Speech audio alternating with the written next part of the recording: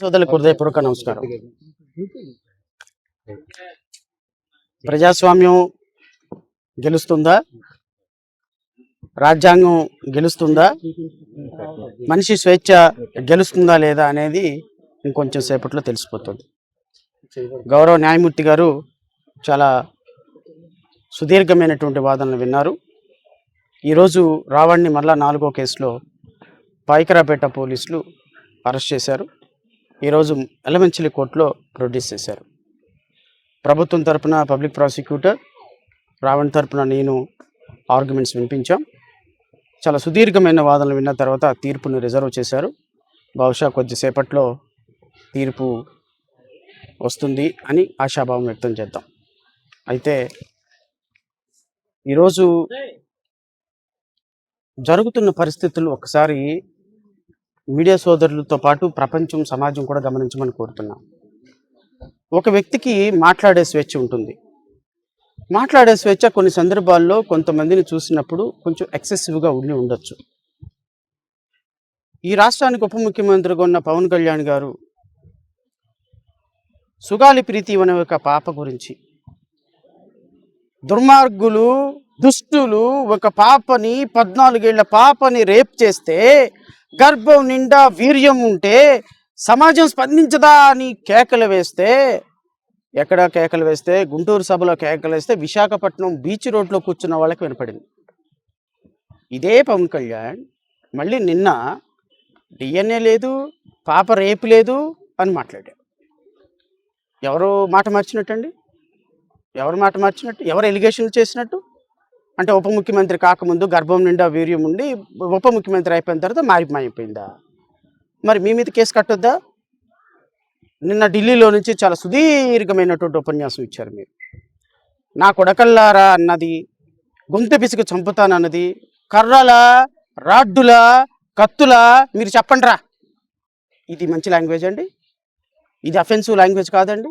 బహిరంగ సభలో 30,000 మంది అమ్మాయిలు మిస్ అయ్యారని చెప్పింది కరెక్ట్ స్టేట్మెంట్ అండి?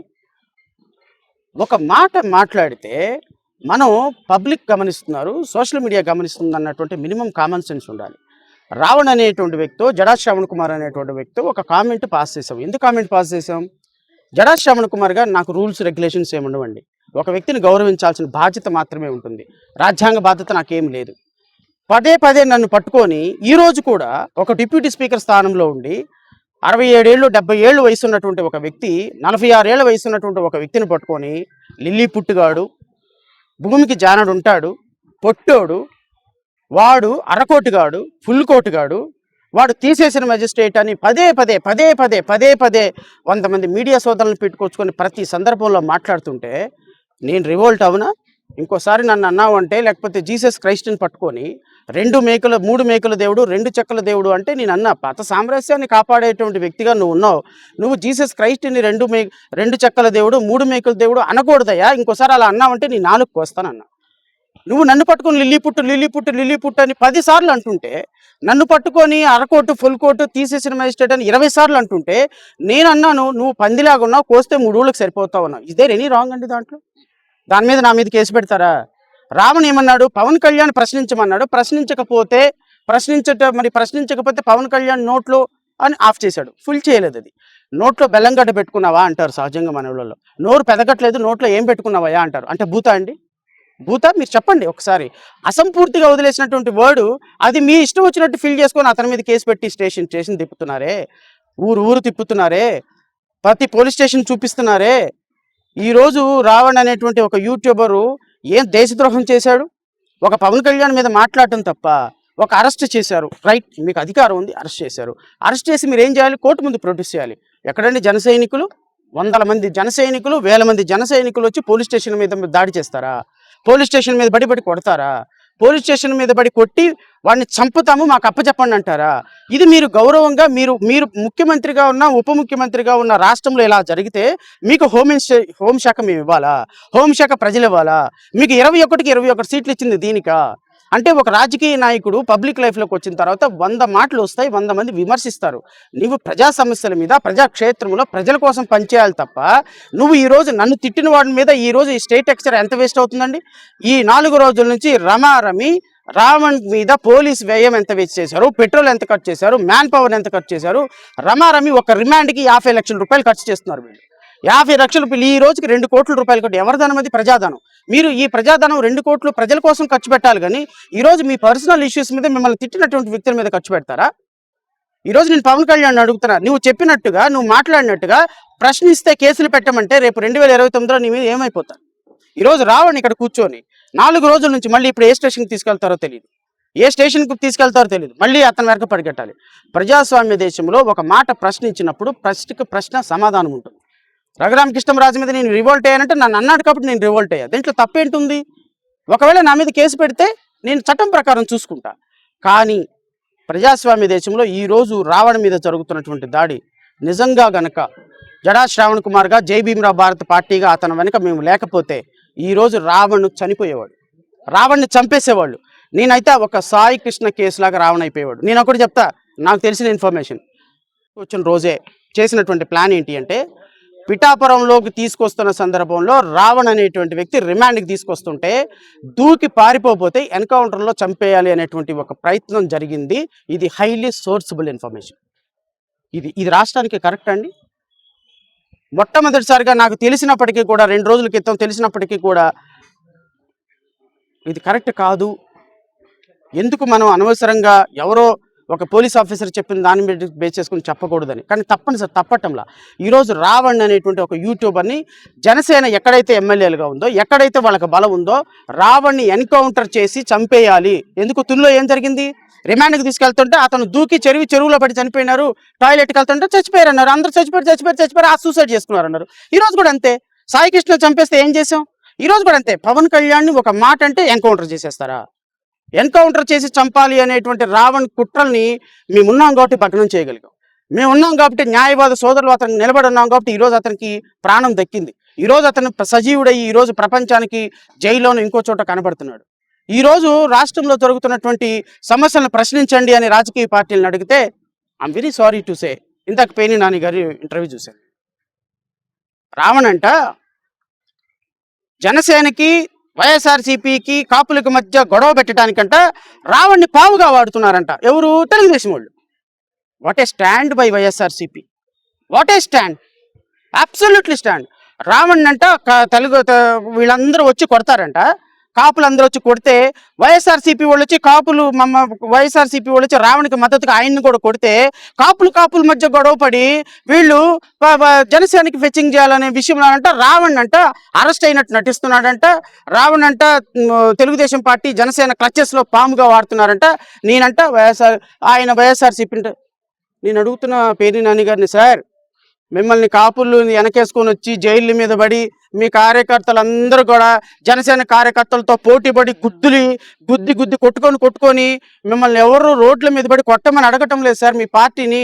నేను అడిగింది ఏంటంటే మీరు ప్రతిపక్ష పార్టీగా మాలాంటి వాళ్లకు లేకపోతే రావణ్ లాంటి వాళ్లకు అన్యాయం జరిగినప్పుడు వచ్చి వాళ్ళకి కొంచెం సపోర్ట్గా నిలబడి మీ అధ్యక్షుడు ఖండించి అయ్యా ఇదిగో ఇలా అరెస్ట్ చేయటం తప్పు, ప్రజాస్వామ్యంలో గొంతు విప్పే వాళ్ళ మీద ఇలా అరెస్ట్ చేయటం తప్పు అని ఒక ప్రజాస్వామ్య పార్టీలో ప్రధాన ప్రతిపక్ష పార్టీ కాబట్టి నేను మిమ్మల్ని అడిగా. అదర్వైజ్ నేను అడగను కదా. నేను సిపిఎంని అడిగా, సిపిఐని అడిగా, రాజకీయాల్లో రిజిస్టర్డ్ పార్టీస్ని అడిగా, కలిసి వచ్చే పార్టీలను అడిగా, ప్రజాస్వామ్యవాదులను అడిగా, విద్యార్థి సంఘాలను అడిగా, యువజన సంఘాలను అడిగా, ప్రజాస్వామ్యం మీద మద్దతు ఇవ్వమని మీడియా సోదరులను అడిగా, న్యాయవాదులను అడిగా. ఇంతమందిని అడిగిన దాంట్లో భాగంగా మిమ్మల్ని అడిగానయ్యా.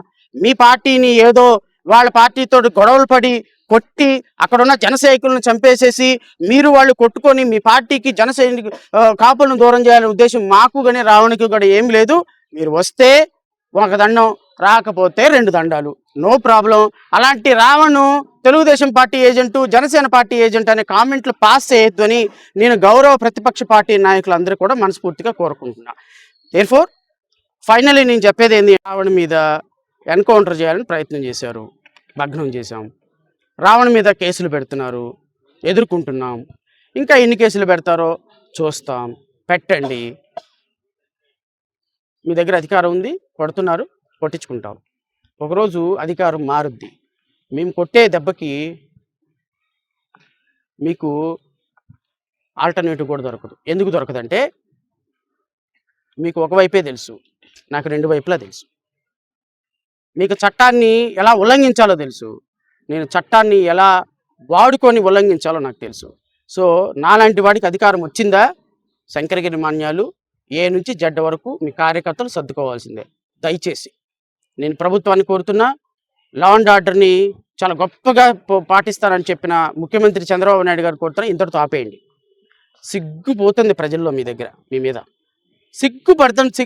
ఈవెన్ ఇంట్లో వంట చేసుకునే మహిళలు చర్చించుకుంటున్నారండి. ఏంది ఈ పని పాట లేదా ఏంటి, కోర్టు బెయిల్ ఇటు ఏంటి, ఈ అరెస్టులు ఏంటి, ఈ తలకాయ నొప్పి ఏంటి, ఏంది ఇది అని సిగ్గుపోయి పరువు పోతుందండి మీ పార్టీకి. మీ కూటమికి పరువు పోతుంది. 164 సీట్లు ఇచ్చింది దీనికా. సిగ్గుపోయి అందరు మిమ్మల్ని చర్చించుకుంటున్నారు, సిగ్గు ఓస్తున్నారు మీ మకాన. దయచేసి ఇంతటితో ఫుల్ స్టాప్ పెట్టండి. చట్టం ప్రకారం ఆయనకి ఏమైనా శిక్ష వేయించాలంటే ఛార్జ్ షీట్ వేయించండి. He will face the trial. ఆయనకు 5 సంవత్సరాలు పడుద్దా, 10 సంవత్సరాలు పడితే శిక్ష ఫేస్ చేస్తాడు. భవిష్యత్తులో ఏమన్నా మాట్లాడా మాట్లాడతాడు, లేదా ఈయన మీద ఇంకా చర్చ తీసుకోవాలనుకుంటే అది తీసుకోండి. ప్రజల్లో మీరే చులకనవుతారు, దాని కాన్సిక్వెన్సెస్ భవిష్యత్తులో అర్థమవుతాయి. Thank you so much. మీరు ఇస్తున్న సపోర్ట్కి అది అల్టిమేట్గా సోదరులారా నేను ఒక మాట చెప్తా, మీరు ఏ ఛానల్స్లో అయినా పనిచేయండి. అల్టిమేట్గా మీరందరూ కూడా జర్నలిస్టులు. మీరు ఏ ఛానల్లో పనిచేయండి. ఈరోజు ప్రభుత్వానికి వ్యతిరేకంగా ఉన్న ఛానల్లో ఉంటారా, లేకపోతే ప్రభుత్వానికి వ్యతిరేకంగా లేని ఛానల్లో ఉంటారా, ఎక్కడైనా పనిచేయండి. అల్టిమేట్గా మీరు అందరూ జర్నలిస్టులు. మీ తోటి జర్నలిస్టు ఈరోజు అన్యాయంగా పోతున్నాడు. మీరు రేపొద్దున వేరే ఛానల్లో ఉన్నప్పటికీ ఈరోజు రేపు ఈ రావణ్కి జరిగిన అన్యాయం రేపు మీకు జరుగుతుంది. సో మీరు సపోర్ట్ ఇచ్చారు, చాలా థ్యాంక్స్. ఈ 4-5 రోజుల నుంచి మీరు చేస్తున్నటువంటి కృషికి from the bottom of my heart I'm extending my heartful wishes. And thank God ఈరోజు రావణ్ బయటకు వచ్చాడు. బహుశా వేరే చోటకి తీసుకెళ్లే ఉద్దేశం లేదనుకుంటా, నా పక్కకు వచ్చి నుంచున్నాడు. సో దేర్ ఫోర్ మీరు రావణ్కి మళ్ళీ బెయిల్ వచ్చింది కాబట్టి మీ సోదరుణ్ణి, మీడియా సోదరుని కొంత ఎక్సెసివ్గా మాట్లాడి ఉండొచ్చేమో. That is always a temperament. So anyway court మీద పూర్తి గౌరవం ఉంది, ప్రజాస్వామ్యం మీద పూర్తి గౌరవం ఉంది. Ravan will speak about. Ravan కూలంకుషంగా ఒక ప్రెస్ మీట్ పెట్టి దీని గురించి మాట్లాడతాను. Thank you so much media for supporting me and judges కూడా అట్ ది సేమ్ టైం మా శ్రవణ్ అన్న. అసలు ఆయన లేకపోతే ఈరోజు ఈ కేసు లేదు. ఈయన గురించి కూడా సపరేట్గా నేను మాట్లాడతాను, ఒక సపరేట్ వీడియో కాదు ప్రెస్ మీటే పెట్టి మాట్లాడతాను. Will meet in that press meet అన్న. Thank you so much.